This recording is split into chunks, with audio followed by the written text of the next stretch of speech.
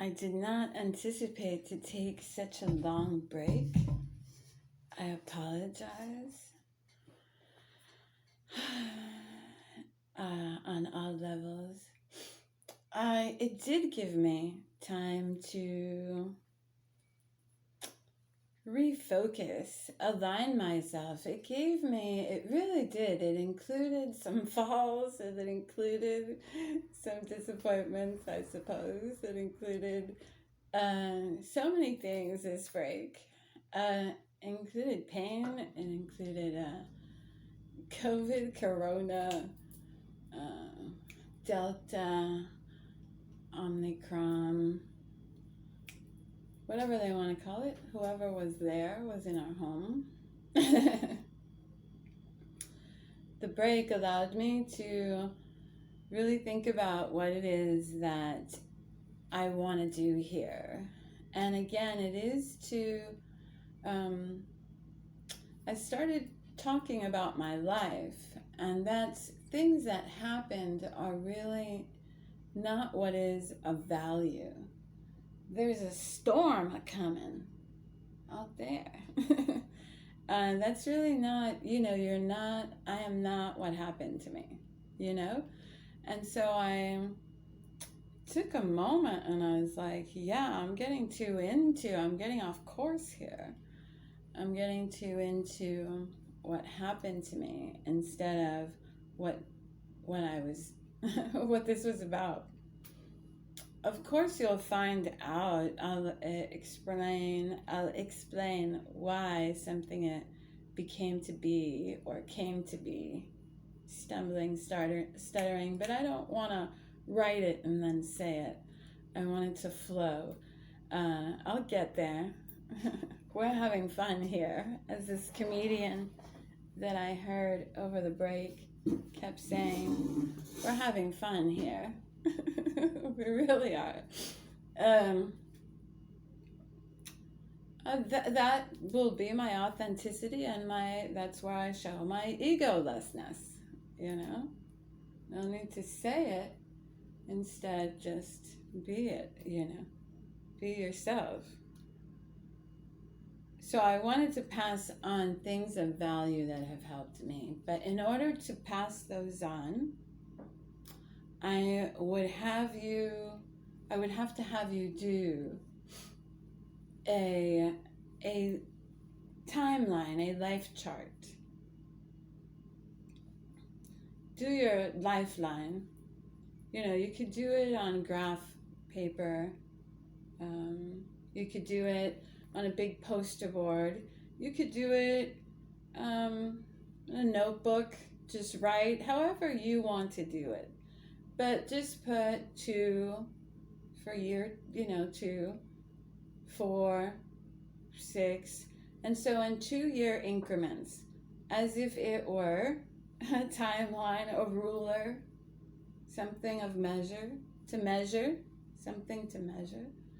And leave some space if you're doing it just writing. Year 2, half a page, year 4, however old you are, or maybe just put year 2, row 1, year 4, row 2, year 6, row 3. Maybe do it in 4-year increments per page. You could do it just a line with 2, 4, 6, 8. But I want you to leave room for things that happened physically, things that happened emotionally, things that were, for example, for all the childhood years, a space will be needed to put down, well, during my childhood, this was the most impacting moment, the most impacting thing. This is where I was mentally, this is where I was emotionally.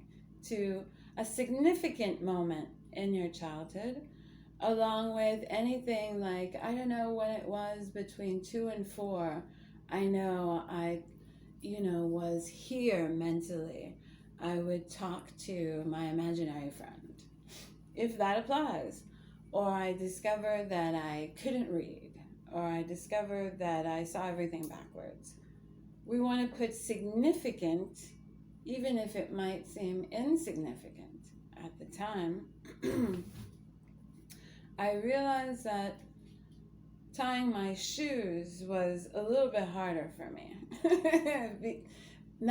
But I've got it in my own way, but not because of intelligence or this or that, but simply because of how you see.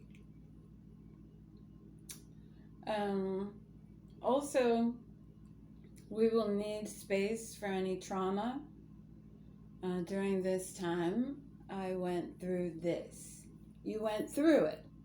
You didn't suffer. You might have suffered through it, but make sure you include through, and I'll remind you as we're going through this. I'm just telling you what we'll need the lifeline for right now.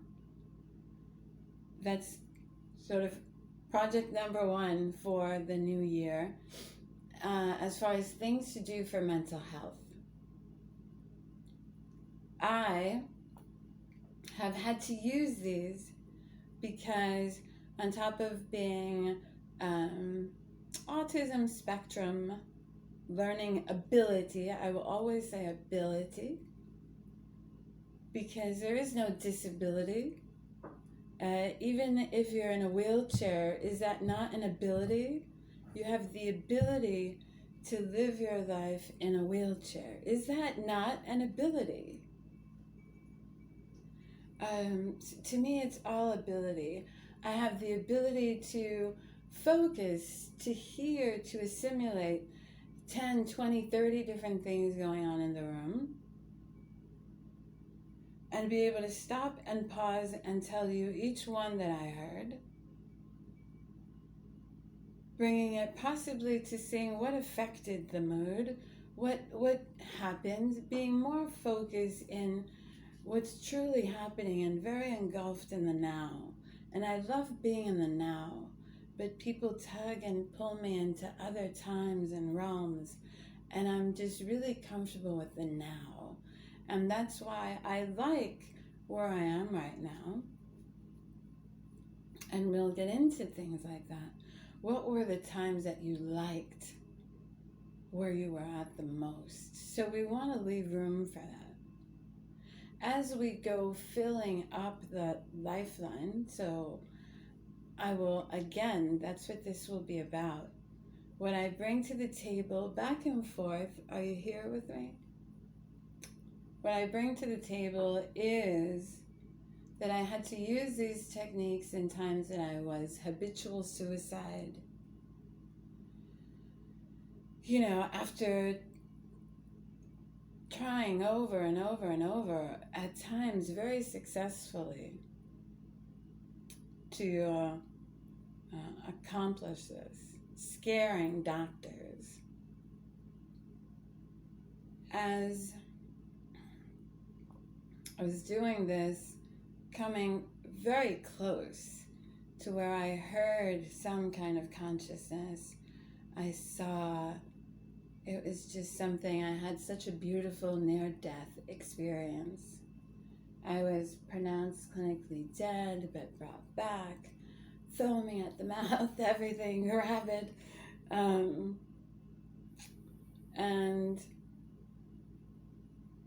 what I did to help me come back from that, and how that really did define a lot of the direction of my life,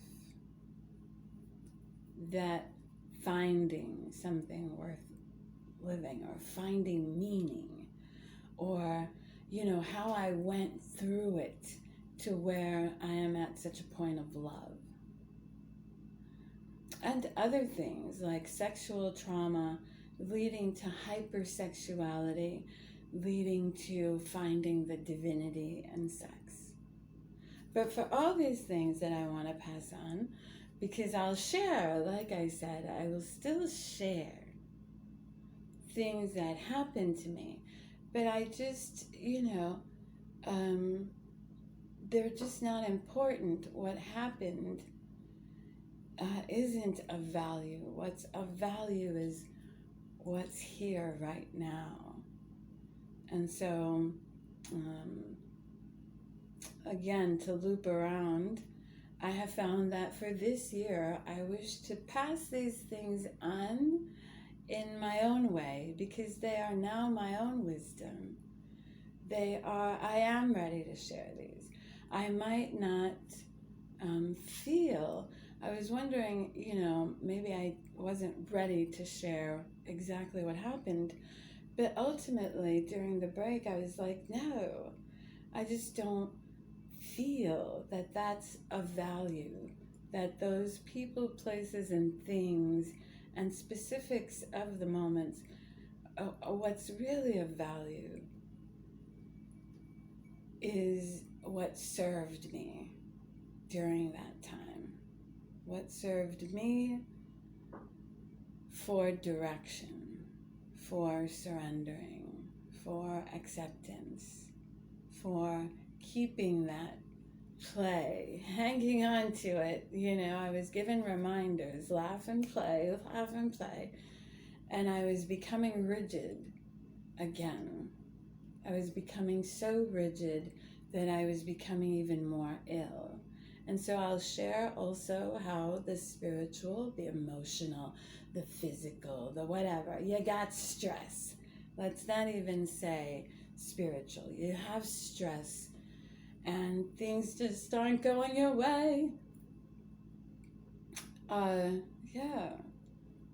What things to do, because that affects your physical, even your immune system. It's been proven, anxiety and your gut. That's what I want to share. So please make yourselves comfortable. I wanted to do the purple. Did I already say that? I wanted to do the purple because I really was hanging on by a thread to that play after just such a long time of the physical. But I did a post on Instagram that says, after you let go of the fear, the anger, you must let go of the pain. And so taking on the whole year of play. But as I play, before I totally let all the old go, as I build the foundation and all above the foundation, I wanted to do it in a way that I shared it before I completely let go of it and go on to more. So this year I chose to isolate and play, isolate even more. What? I'm probably gonna game again, but I have a few things that I want to buy, like a longboard with oars or paddle. I don't know what you would call it, but my area serves that, or maybe just a little electrical. Old lady scoot. Maybe some ring-a-ling-ling something. I don't really want to go far. If I travel, I don't know. Right now I kind of like exactly where I'm at. And I want to play. And if I'm traveling, I can play. But I need to pay some more dues as far as discipline, more structure. Do your lifeline. Remember 2, year 4, year 6, year 8. As we do this, be prepared to be honest with yourself, authentic with yourself. This is about having a dialogue with yourself. There will be sexuality, not raunch, but there will be sexuality, there will be honesty, because in some cases we did come across sexual abuse that turned into sexual trauma, that turned into hypersexuality, and also becoming perhaps dangerous. Why do some of us get into some fetishes? Why do some people choose to do this fetish which maybe harms them? What are you trying to achieve? Sometimes, someone will be a submissive, and it's really that they lack the courage. They're giving up their power. They lack the courage to punish themselves because they feel they should be punished because they feel guilt. So, and so they find this master that is going to destroy them. But in the same case, they might also bring this out in someone who was mentally and emotionally unstable, and that there gets dangerous.